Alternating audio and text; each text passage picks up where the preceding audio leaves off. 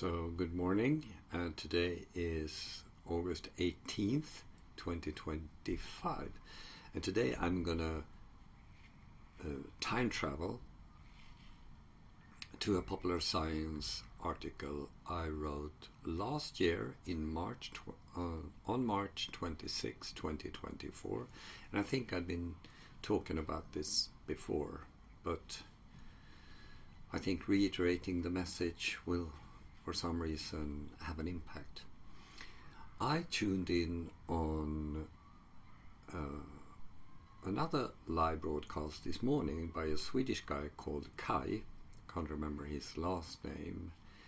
It was really good, and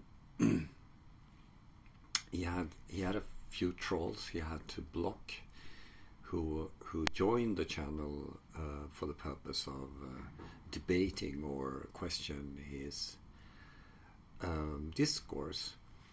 From my point of view, his discourse was pretty much exactly what I do or say. So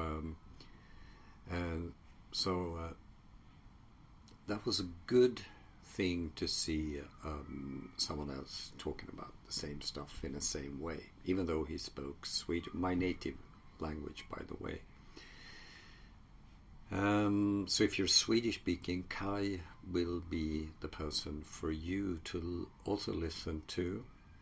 I recommend him. But the thing what came up to in my mind was that for the past week I have posted 8 of my Popular Science articles on food and health. First to Swedish politicians. They are at the moment the government, or what do you say? It's not just the parliament, but one of the parties running the country basically, and they were talking about health and stuff. So I listed 8 things I have been written since 2019, and I thought I was going to post a link to that in this video for you to read. And it was originally written in Swedish, but I translated it to English after I had listened to Kai. It was very inspirational, actually. So the first one, I just go through them. I think I mentioned them before. The first one, the theme is nutrition psychology, and the label is "What is the future for sustainable food? The case for prospective thinking." That was basically my research project, and because I wanted to understand what kind of food the food producers / farmers should produce, I took a dive into nutrition.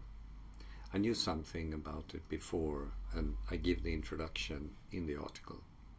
And that was published in, I think it was early spring in 2019. The year after, I was invited to the holiest of the holy here at the University of Helsingfors. So they had a seminar, Week Food Science Seminar, where they invite experts on food and nutrition, basically. And they invited me to open 20 years seminar series. And the label of that was almost the same as the previous one, with a twist. What is the prospect for sustainable food? The case for mental health. And this is basically what I've been talking about since then. The third one I wrote in Swedish, but it's very easy to translate these days. And it says, new research, people who abstain from animal source food have worse health and performance. So worse health and performance compared to people who eat animal source food. that was 2021. And in January 2022, I'm part of a pro bono organization called Brain Athletics. So they basically deal with physical activities and brain health. But they allowed me or invited me to write an article with the label, "What should we eat to sustain physical and mental health?" This is typically what I reiterate all the time. In 2023, two things happened. First, the FAO, which is like the UN's organization for agriculture and food production, they reiterated my conclusions that meat, eggs, and whole dairy is very important to develop and sustain physical and mental health. And I thought that was great, of course. So they were 2 years after me. I also published an interesting thing about food and decision making. How should we choose food in the food store? So this is in Swedish again. And it's a medical access. So this is a journal which focuses on medical-oriented stuff.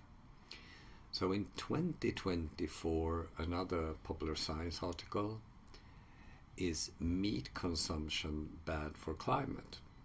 That has been proposed by certain politicians and a girl from Sweden, as you know.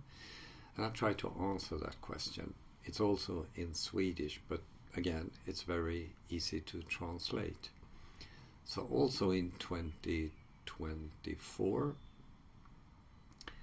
that's why animal-based food like meat, eggs, and dairy nutritious for health.